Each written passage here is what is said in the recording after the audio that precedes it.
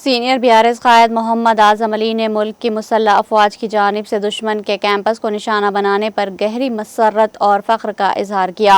उन्होंने कहा कि हिंदुस्तानी फौज ने दहशतगर्दी के खिलाफ जो ठोस कदम उठाया है वो न सिर्फ बहादुरी की अलामत है बल्कि मुल्क के दिफाई अज़्म की भी अक्कासी करता है। उन्होंने मजीद कहा कि जो जवान इस मुहिम में शरीक हुए इनकी बाहिफाजत वापसी से दिल को तसल्ली मिली है।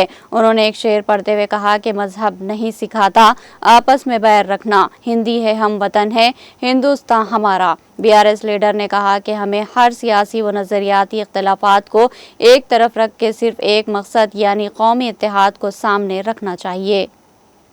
जय हिंद, हिंदुस्तान जिंदाबाद।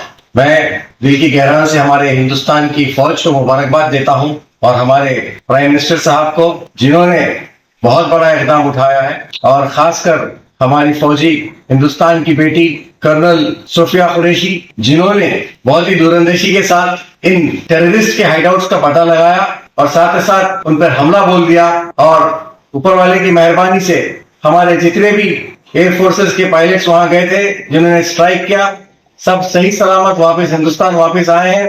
मैं एक ही बात कहना चाहता हूं, आज का जो वक्त है हम सबको एक होने का है क्योंकि मजहब नहीं सिखाता आपस में बैर रखना, हिंदी है हम वतन है हिंदुस्तान हमारा।